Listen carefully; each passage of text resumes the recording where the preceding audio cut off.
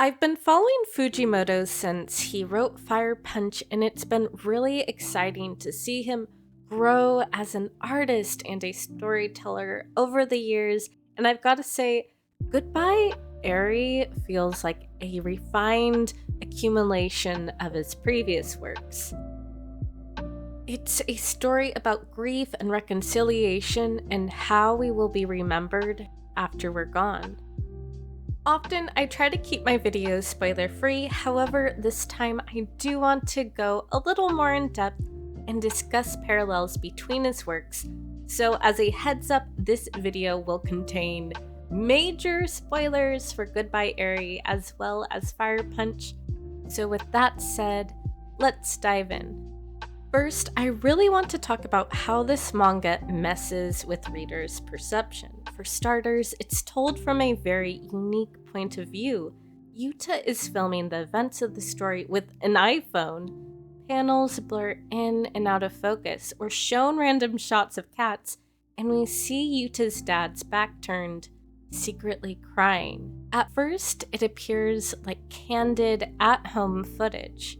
But we're not getting the whole picture. After a shocking explosion, we get a full-page spread that reveals that the beginning of the manga was actually a documentary with a pinch of fantasy being showcased at a school festival.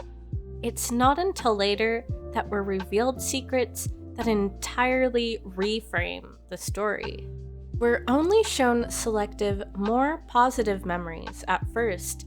Scenes from Yuta's family life are edited, cut out, much like what our brain can do to try and help us cope with traumatic experiences, because the whole truth, at times, can be too painful to acknowledge. In Goodbye Eri, we as a reader didn't know how abusive Yuta's mother was because he wished to remember his mother in a more positive light.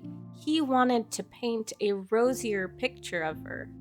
Not only is Yuta's editing a defense mechanism, but it also illustrates how we reconstruct and rewrite a person's history, how we shape a person's identity through stories after they're gone.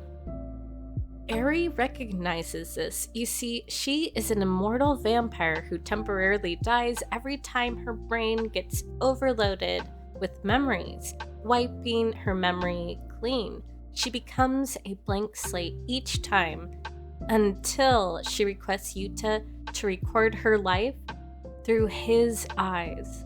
For the first time, Eri gets to keep memories of her former life through video. It's Yuta's version of her that is now the blueprint who gets to live on through the others.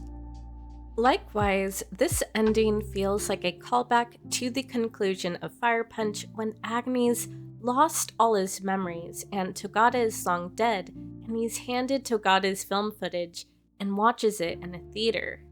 That is Togata's enduring legacy. In a way, it's the stories we leave behind, or the stories that others tell about us, that allow us to achieve a sort of immortality. That was my main takeaway from Goodbye Eri, at least. I have to admit, as much as I adore Chainsaw Man, I don't mind if Fuijimoto's not working on part 2 because it's allowed him to create incredible manga like Look Back and now this, Goodbye Eri. He's able to branch out and experiment with manga as a medium, and I can't wait to see what he comes out with next. The sky's the limit for him, who knows? I'd like to see him even dabble in writing and directing a movie. All I know is that Fuijimoto is a mangaka to be remembered.